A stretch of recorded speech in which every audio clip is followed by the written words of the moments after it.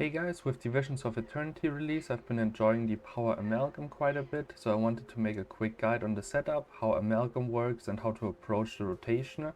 Specifically, we are looking at the version with the silver lining trait and only one kit, that being the bomb kit. If you want a more optimized setups and rotation, you should check out Snowcrows. This is just a slightly easier but weaker versions of their build.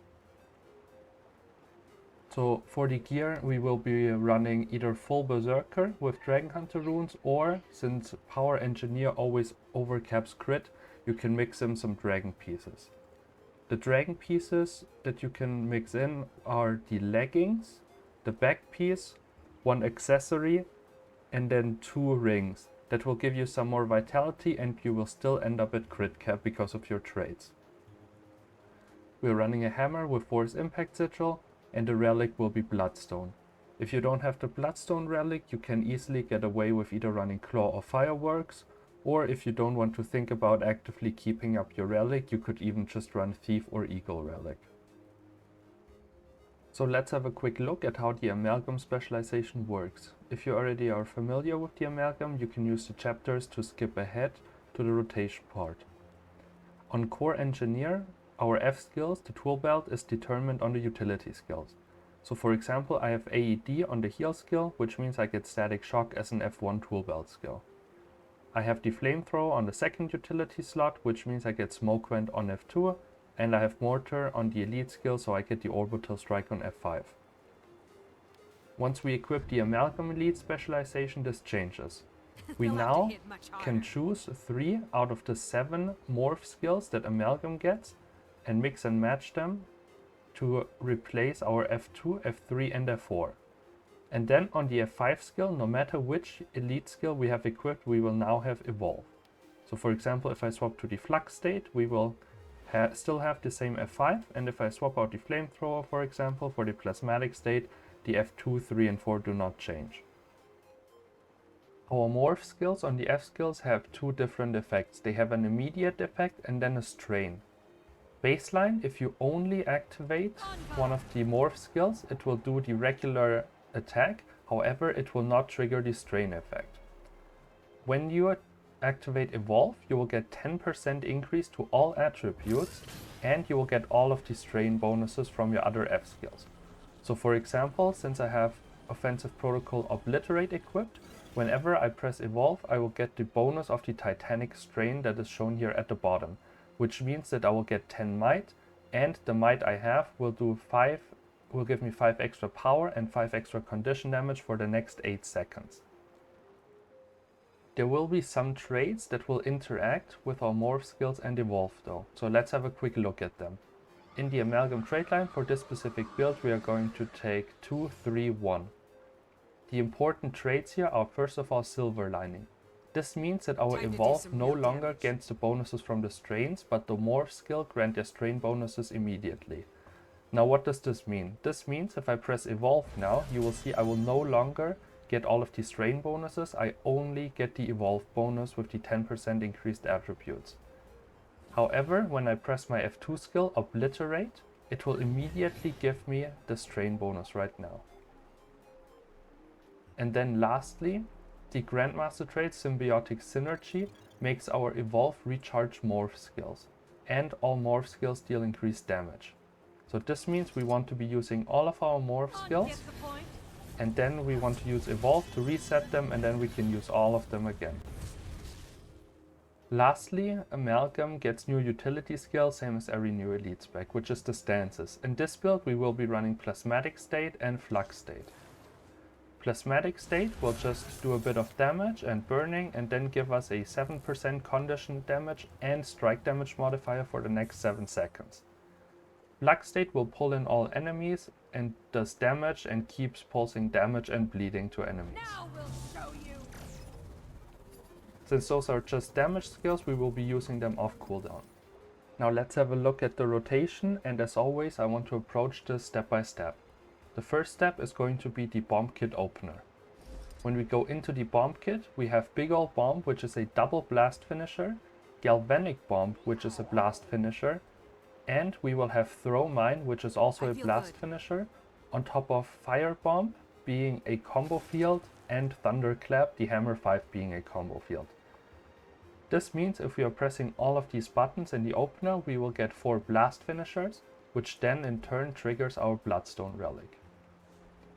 So in the opener we want to be starting in Bomb Kit and then press 5, 4, 2, 3, exit the Bomb Kit and press 5 and mine.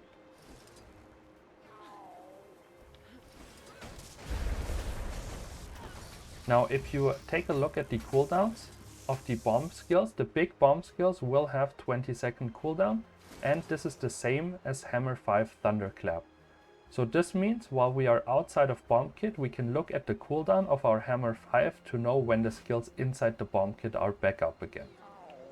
So let's quickly check this one out. I will do the Bomb Kit opener once again.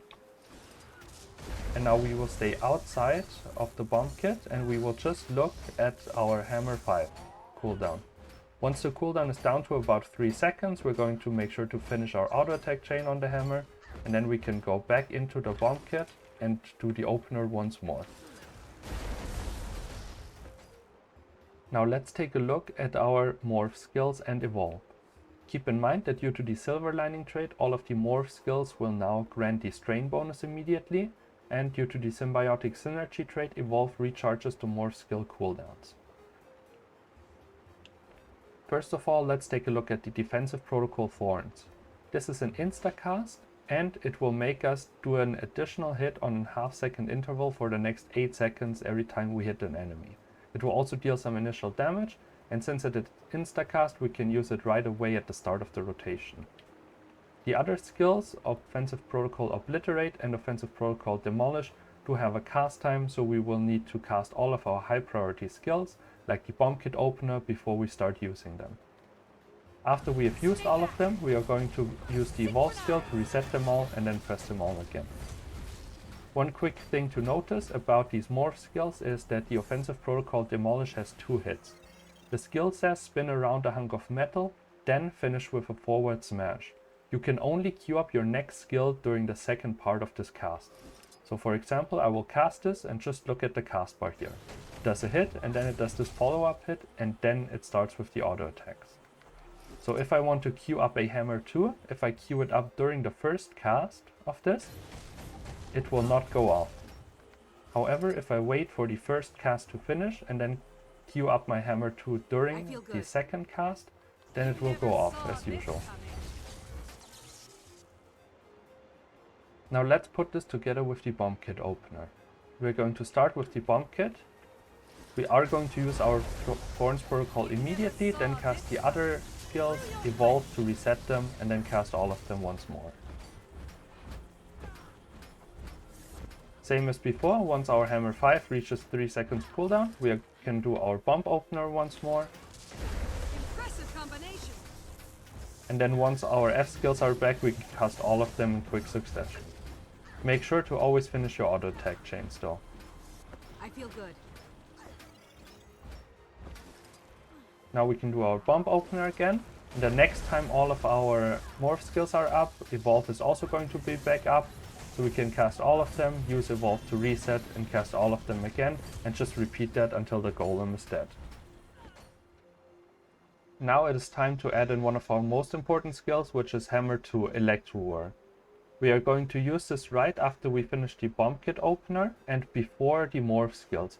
We are going to try to fit in Hammer 2 whenever it is off cooldown. However, we are going to make sure that we will finish our Hammer auto attack chain and we will prioritize our Bomb Kit rotation if that is up. So let's have a quick look at it in practice. I will do my Bomb Opener, Hammer 2, cast my F skills, reset them with Evolve, and then Hammer 2 will be back up. You can get in around 3 auto attack chains in between Hammer 2 casts. I feel good. Once we are at 3 seconds on our Hammer 5, we will do our Bomb Kit opener once more. And since Hammer 2 is up, we can cast it. Now we finish our auto attack chain, we will use our F skills, and Hammer 2 is once again back up. Once our Bomb Kit is up again, we go into the Bomb Kit rotationer, we press Hammer 2, and we will once again use our F skills. After the evolve, hammer 2 is already up, so I prioritize it over the other F skills. And then we just keep repeating that until the golem dies.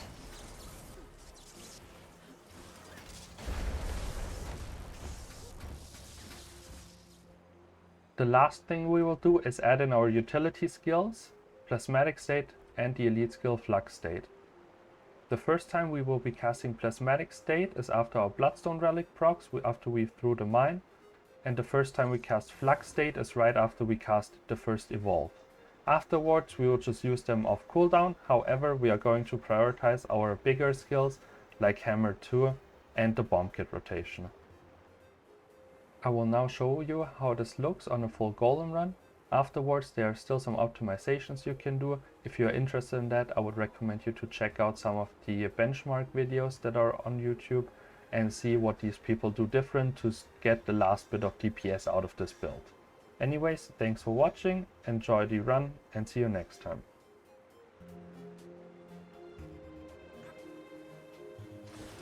Stay back. Through your flesh. They'll have to hit much harder.